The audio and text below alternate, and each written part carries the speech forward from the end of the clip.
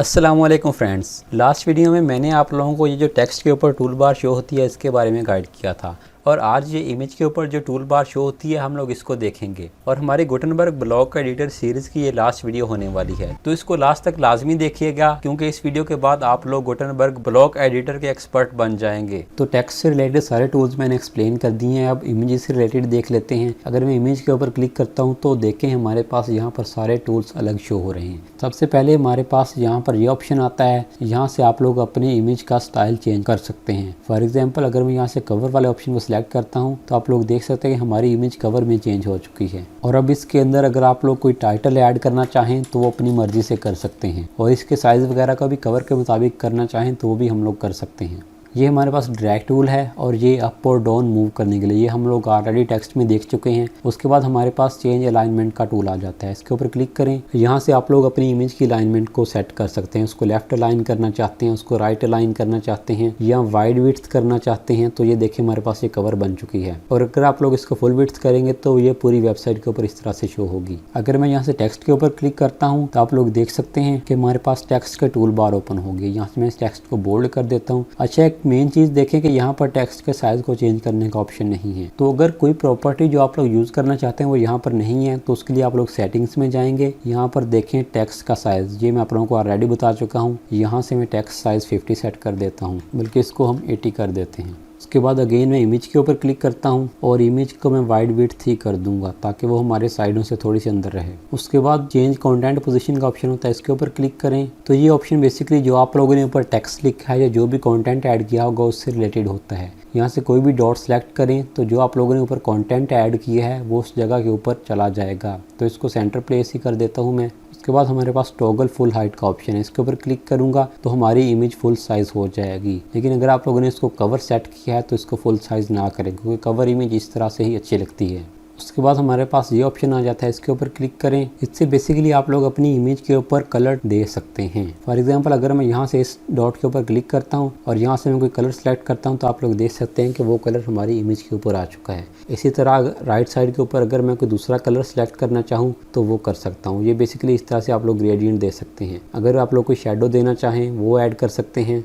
तो फिलहाल मैं इसको क्लियर कर देता हूँ। उसके बाद हमारे पास यूज़ फीचर्ड इमेज का ऑप्शन आ जाता है, इसके ऊपर क्लिक करेंगे तो आप लोगों के इस कवर का कोई ना कोई बैकग्राउंड सेलेक्ट हो जाएगा। फॉर एग्जांपल मैं इसके ऊपर क्लिक करता हूं तो आप लोग देख सकते हैं कि हमारी कवर का बैकग्राउंड चेंज हो चुका है। इसको मैं यहाँ से अंडू कर देता हूं। अगर आप लोग इमेज को रिप्लेस करना चाहें तो उसके लिए ये रिप्लेस वाला ऑप्शन है, इसके ऊपर क्लिक करें। ओपन लाइब्रेरी कर लें या अपलोड करना चाहें तो नीचे वाला ऑप्शन सेलेक्ट करेंगे। तो जो भी इमेज आप लोग चेंज करना चाहें उसके ऊपर क्लिक करके यहाँ से उसको सिलेक्ट कर दें तो आप लोग देख सकते हैं वो इमेज चेंज हो चुकी है। उसके बाद ये 3 डॉट्स के ऊपर क्लिक करेंगे। ये सारी सेटिंग्स ऑलरेडी मैं आप लोगों को बता चुका हूँ। ये टेक्स्ट की, इमेज की या जो भी आप लोग ब्लॉक यूज करेंगे सबकी सेम ही रहेगी। अब राइट साइड पर हम लोग इमेज की थोड़ी सी प्रॉपर्टीज देख लेते हैं। यहाँ से आप लोग अपनी इमेज का बॉर्डर लगाना चाहें तो आप लोग देख सकते हैं कि हल्का सा ब्लैक कलर का बॉर्डर आ चुका है, वो कर सकते हैं। नीचे फिक्स्ड बैकग्राउंड का ऑप्शन है, अगर मैं इसको ऑन करता हूँ तो आप लोग देखें कि आप लोगों के जो बैकग्राउंड के ऊपर इमेज है वो बिल्कुल फिक्स हो चुकी है। और जब आप लोग यहाँ से अपनी वेबसाइट को स्क्रॉल डाउन करेंगे तो वो कुछ इस तरह से स्क्रॉल डाउन होगी। अगर मैं इसको अनटिक करता हूँ तो हमारी इमेज वेबसाइट के साथ ही स्क्रॉल अप या स्क्रॉल डाउन हो जाएगी।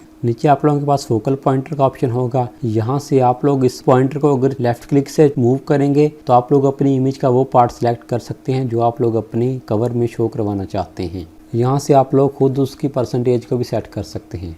नीचे आप लोगों के पास ओवरले और ओपेसिटी का ऑप्शन आ जाता है। ओवरले बेसिकली बिल्कुल उसी तरह से है जिस तरह से हम लोगों ने यहाँ से कलर टूल सेलेक्ट की थी। अगर मैं यहाँ कलर वाले ऑप्शन के ऊपर क्लिक करता हूँ और यहाँ से फर्ज करें मैं ब्लैक कलर सेलेक्ट करता हूँ तो हमारी वो ओवरले उसके ऊपर ऐड हो चुकी है। अगर नीचे मैं ओपेसिटी को इंक्रीज या डिक्रीज करता हूँ तो आप लोग देख सकते हैं कि जो ओवरले उसके ऊपर ऐड की थी उसकी ओपेसिटी कम या ज़्यादा हो रही है। इसका बेसिकली फ़ायदा ये होता है कि अगर मैं इसको 0 करता हूँ तो देखिए हमारा टेक्स्ट ज़्यादा विजिबल नहीं हो रहा। तो इसको आप लोग अपनी मर्जी के मुताबिक सेट कर लें जहाँ से आप लोगों का टेक्स्ट और बैकग्राउंड इमेज दोनों अच्छे से शो हों।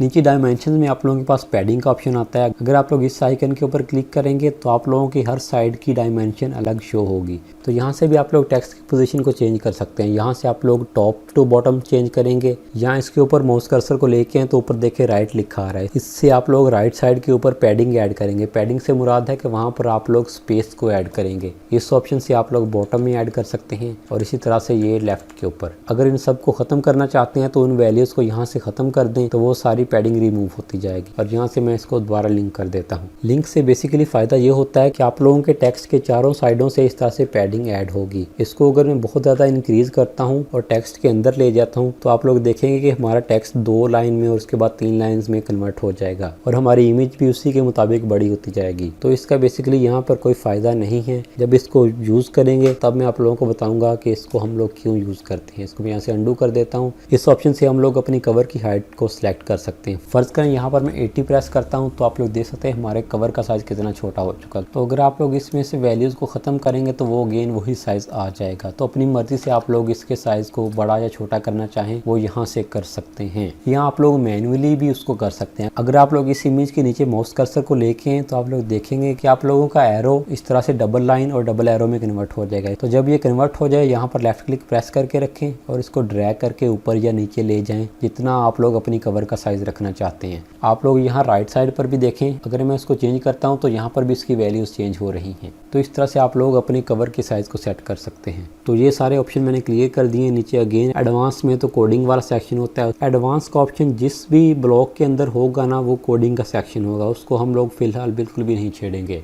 अब इसको मैं यहाँ से अपडेट कर देता हूँ तो जो भी आप लोगों ने चेंजेस की होंगी वो सेव हो जाएंगी। अब मैं अगर न्यू पेज के ऊपर जाकर इसको यहाँ से रिफ़्रेश करता हूँ तो आप लोग देख सकते हैं कि हमारी कवर इमेज ऐड हो चुकी है। और अगर मैं आप लोगों को अपनी वेबसाइट दिखाऊं जो हम लोग डिज़ाइन करेंगे तो वहाँ पर भी इसी तरह से बैकग्राउंड में यही इमेज ऐड की है, उसके ऊपर टेक्स्ट ऐड किया है और नीचे बटन्स। ये सारी चीज़ें हम लोग नेक्स्ट वीडियो में देखेंगे क्योंकि ये वीडियो ऑलरेडी काफ़ी लंबी हो चुकी है। अभी मुझे पता है हम लोगों ने बहुत ही फजूल सा डिज़ाइन तैयार किया है, लेकिन ये जस्ट आप लोगों की प्रैक्टिस के लिए था। आज की इस वीडियो में जो भी मैंने आप लोगों को सिखाया आप लोग कोशिश करेंगे एक दफ़ा लाजमी इसकी प्रैक्टिस कर लें ताकि ये चीज़ें आप लोगों को हमेशा के लिए याद हो जाएँ। सिंपल सा प्रोसेस था, एक दफ़ा मैं आप लोगों को रिपीट कर देता हूँ। डैशबोर्ड में जाके सबसे पहले आप लोगों ने थीम्स वाले सेक्शन में जाना है, वहाँ से आप लोगों ने 2021 थीम को ऐड कर लेना है। उसके बाद आप लोगों ने पेज वाले सेक्शन में जाना है, ऐड न्यू के ऊपर क्लिक करके होम पेज ऐड कर लेना है। होम पेज ऐड करेंगे तो आप लोगों के सामने ये इंटरफेस आ जाएगा। होम पेज का टाइटल होगा, नीचे फिर आप लोग यहाँ ब्लॉक के ऊपर क्लिक करके इमेजेस को ऐड करते जाएं, टेक्स्ट को ऐड करते जाएं या जो भी डिफरेंट चीज़ें होंगी जितनी चीज़ें मैंने आप लोगों को बताई हैं वो एक दफ़ा ऐड करके देख लें। इस तरह से कवर इमेज बनाकर देख लें, ये जितनी ऑप्शंस हैं ऊपर इनको एक नज़र एक्सप्लोर करके देख लें ताकि ये सारी चीज़ें आप लोगों को अच्छे से क्लियर हो जाएं। बाकी यहाँ ब्लॉक सेक्शन में और बहुत ज़्यादा चीज़ें हैं, मैं आप लोगों को इन तमाम का यूज़ ही बताऊंगा। जितनी भी इसमें यूज़फुल चीज़ें होंगी वो हम नेक्स्ट वीडियो में यूज़ करेंगे। बाकी नेक्स्ट वीडियो में इंशाल्लाह हम लोग ये वेबसाइट डिज़ाइन करेंगे। जब आप लोग ये प्रॉपर डिज़ाइनिंग करेंगे, हर चीज़ अपनी जगह के ऊपर होगी तो आप लोगों को ज़्यादा अच्छे से समझ आएगी कि किस तरह से गुटनबर्ग ब्लॉक एडिटर को प्रॉपरली यूज़ कर सकते हैं।